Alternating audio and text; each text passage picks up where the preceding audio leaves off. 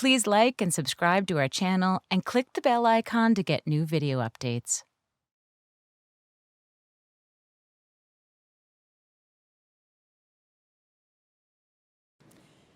So I'm standing in the phone box and I put 20 pence in and I phone my boyfriend and he answers.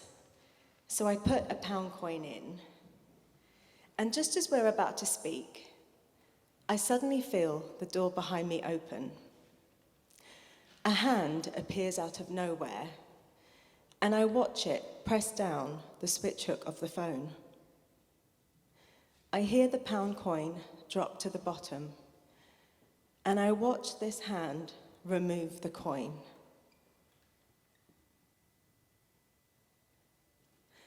Earlier that evening, I had actually been staying at my boyfriend's flat. He lived on Main University campus in Birmingham city centre. He was away on work experience and he'd given me the keys to his flat, which was great for me because I lived off main campus, another site in Handsworth Wood, a short bus ride away. But after spending a few nights there and a really long day in the library, I suddenly had this urge that I needed to go home. I just needed to be in my own space. I needed fresh clothes, I wanted to sleep in my own bed, and I really missed my flatmates. But as soon as I thought it, a voice in my head said, "Don't go." But I want to go. And again, the voice said, "Don't go." Now, to tell you the truth, I wasn't really sure what to make of this voice. It made me quite anxious, but I couldn't quite figure out what it meant or what could possibly happen. And I had to think about it for a while. And eventually I decided, no, I'm going to go home. But to appease this voice in my head, I decided to remove my jewelry, my watch, leave my cards behind and my cash, but just take enough money for my bus fare there and to return the following morning, and enough also to phone my boyfriend from the payphone on campus. And so I set off, and it was probably about, 8:30 in the evening. So I was studying in Birmingham, and their subways, particularly when I was there, had a reputation for being quite seedy and unsafe, and I had actually been flashed at a number of times down there. But on this particular occasion, as I walked through the tunnel, I noticed a female police officer ahead of me, and I remember thinking this was a good omen. I kind of broke my stride so we were almost walking in tandem without making it too obvious. And then I exit the subway and I get to my bus stop. And usually, regardless of what the timetable says, I always have to wait half an hour for my bus. But on this particular evening, it comes within minutes. So when I get on the bus, I actually sit near the bus driver because I think this is the most sensible thing to do. And then I arrive at my stop. And at this point, I'd say I'm pretty much on the home stretch. All I have to do now is get home. And as I'm walking along the street, I suddenly notice an empty phone box on the corner. And in that moment, I decide I'm going to call my boyfriend from there. Now, I make this decision because the payphone on my campus serves about 50 people and it's always ringing off the hook. So if I really want to speak to my boyfriend tonight, this is my best chance. I realize at this point, I'm slightly deviating from the plan of just going straight home. But I can distinctly remember as I felt the door close behind me, I'm safe in here. It's a box. So I put my money in and I call my boyfriend, and then suddenly I feel the door behind me open. A hand appears out of nowhere and I watch it press down the switch hook of the phone. I hear the pound coin drop to the bottom and I watch this hand remove the coin. I don't remember dropping the receiver, but I do remember seeing it swing from side to side. Suddenly, these arms tighten around me, and I can feel something sharp against my neck. And I'm scared. I'm so scared.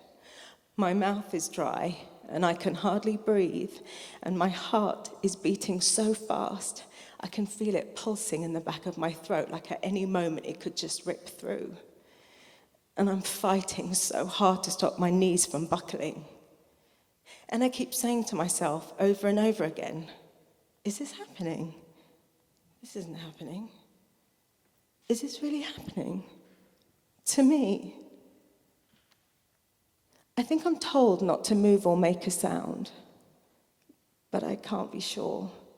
He asks me for money, but I don't have any. No, wait, I do. I have 75 pence. I think he thinks I'm mocking him, so I give him my bag and he turns me around and he pushes me up against the phone. And through the sheer panic of it all, something happened to me.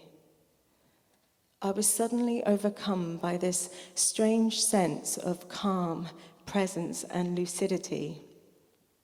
My senses were heightened, and I could feel and sense everything around me. It was like I was inhabiting every cell of my body. And I think time must have stood still or something, because after that, everything happened in slow motion.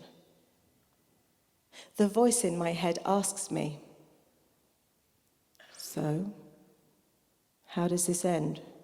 What happens now? And so I start running through all these different scenarios in my mind.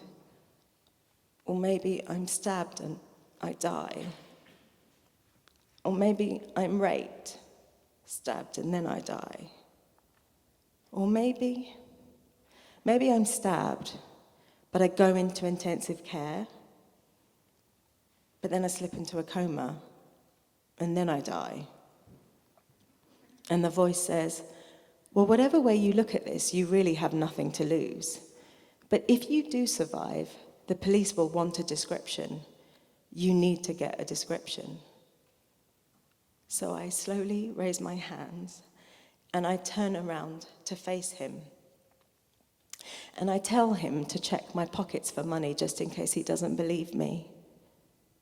And as he does, I look at him and I take the image of him in.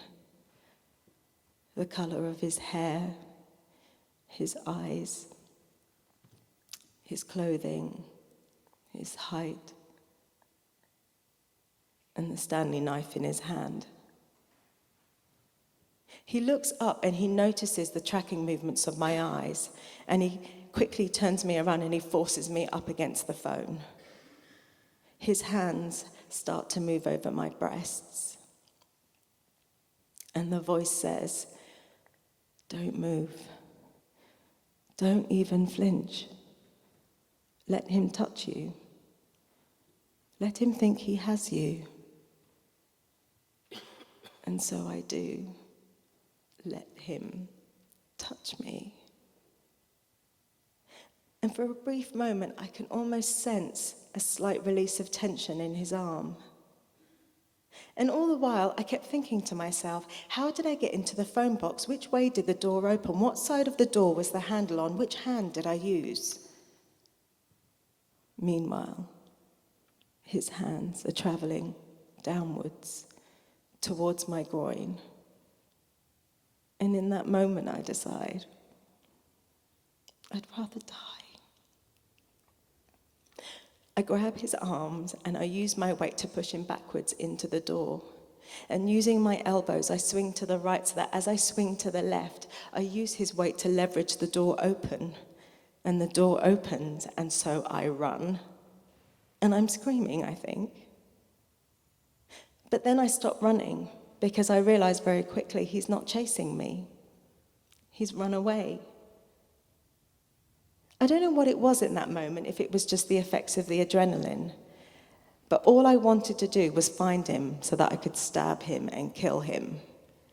But as I'm looking around, I don't see anyone, apart from an Indian man standing in the driveway of his house next to his car.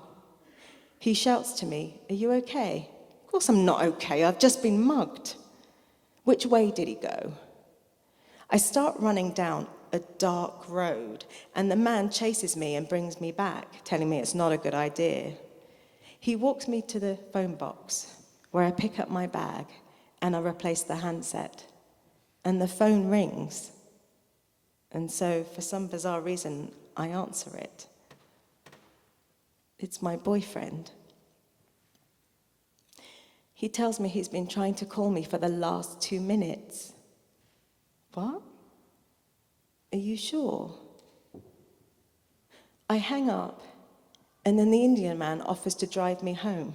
I tell him he's crazy. I'm not getting in a car with you. You're a stranger. You're a man. He offers to bring his wife along so that I feel safe. It's just that now I have to wait for her because she has to get ready and get her purse.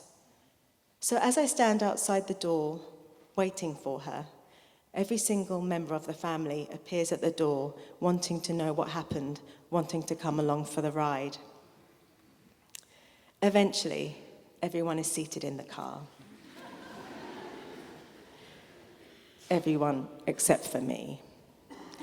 There's no room for me to sit. Someone has to get out of the car so that I can get in, so that I can go home.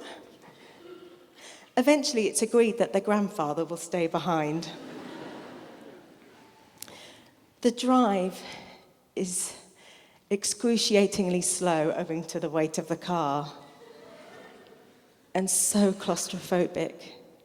I burst into tears, and the grandmother says, "Stop crying. What are you crying for? It's not like you were raped." "Oh, wait a minute," she says. "He didn't touch you down there, did he?" "No." "Well, that's all right then, because otherwise you would have been spoiled." We get to the car park, and I ask to be let down. They offer to walk me to my door, and I flat out refuse. And as I watch the car pull away, I realize as I stand in this dark car park, I'm breathing again. And it's only in that moment I realize I'm home. I made it home. Thank you.